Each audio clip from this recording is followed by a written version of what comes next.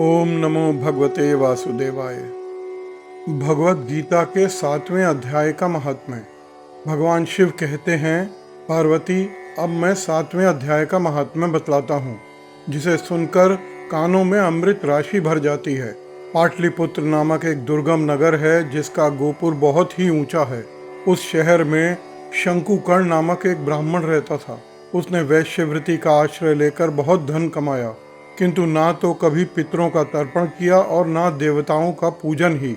वह धनोपार्जन में तत्पर हो राजाओं को भी भोज दिया करता था। एक समय की बात है, उस ब्राह्मण ने अपना चौथा विवाह करने के लिए पुत्रों और बंधुओं के साथ यात्रा की।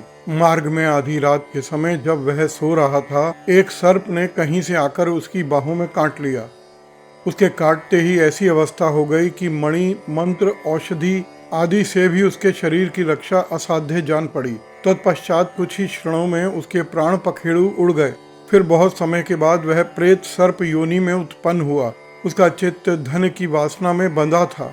उसने पूर्व वृतांत को स्मरण करके सोचा, मैंने जो घर के बाहर करोड़ों की संख्या में अपना धन गाड़ रखा है, उससे इन पुत्रों को वंचित करके स्वयं ही उसकी रक्षा करूंगा। एक दिन सांप की योनि से पीड़ित होकर पिता ने स्वप्न में अपने पुत्रों के समक्ष आकर अपना मनोभाव बताया। तब उसके निरंकुश पुत्रों ने सवेरे उठ के बड़े विस्मय के साथ एक दूसरे से स्वप्न की बातें की। उनमें से मंझला पुरुष कुदाल हाथ में लिए घर से निकला और जहां उसके पिता सर्प योनि धारण करके रहते थे, उस स्थान पर गया। यद्यपि उसे धन के स्थान का ठीक ठीक पता नहीं था, तो भी उसने चिन्हों से उसका ठीक निश्चय कर लिया और लोभ बुद्धि से वहां पहुंचकर बांबी को खोदना आरंभ किया।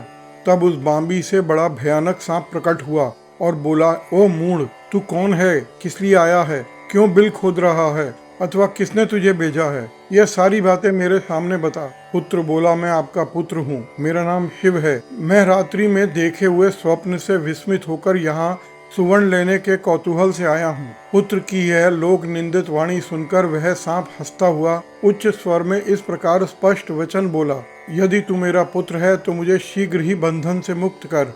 मैं पूर्व जन्म के गाड़े हुए धन के लिए सर्प योनि में उत्पन्न हुआ हूँ। पुत्र ने पूछा, पिताजी, आपकी मुक्ति कैसे होगी, इसका उपाय मुझे बताइए, क्योंकि इस रात में सब लोगों को छोड़कर मैं आपके पास आया हूँ। पिता ने कहा, बेटा, गीता के अमृतमय 7वें अध्याय को छोड़कर मुझे मुक्त करने में तीर्थ, दान, तप, यज्ञ भी सर्वथा समर्थ नहीं है। केवल गीता का 7वां अध्याय ही प्राणियों के जरा, मृत्यु आदि दुख को दूर करने वाला है। पुत्र, मेरे श्राद्ध के दिन 7वें अध्याय का पाठ करने वाले ब्राह्मण को श्रद्धा पूर्वक भोजन कराओ, इससे निसंदेह मेरी मुक्ति हो जाएगी। वत्स, अपनी शक्ति के अनुसार पूर्ण श्रद्धा के साथ वेद विद्या में प्रवीण अन्य ब्राह्मणों को भी भोजन कराना। सर्प योनि में पड़े हुए पिता के ये वचन सुनकर सभी पुत्रों ने उसकी आज्ञा के अनुसार तथा उससे भी अधिक किया।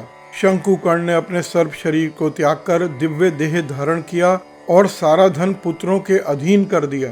पिता ने करोड़ों की संख्या में जो धन बांट कर दिया था, उससे वे सदाचारी पुत्र बहुत प्रसन्न हुए। उनकी बुद्धि धर्म में लगी हुई थी, इसलिए उन्होंने बावली, कुआं, पोखरा, यज्ञ और देव मंदिर के लिए उस धन का उपयोग किया और अन्य शालाएं भी बनवाईं। तत्पश्चात 7वें अध्याय का सदा जप करते हुए उन्होंने मोक्ष प्राप्त किया। पार्वती, यह तुम्हें 7वें अध्याय का महात्म्य बताया है। इसके श्रवण मात्र से मानव सब पातकों से दूर हो जाता है। श्रीमद् भगवद गीता के 7वें अध्याय का महात्म्य समाप्त हुआ।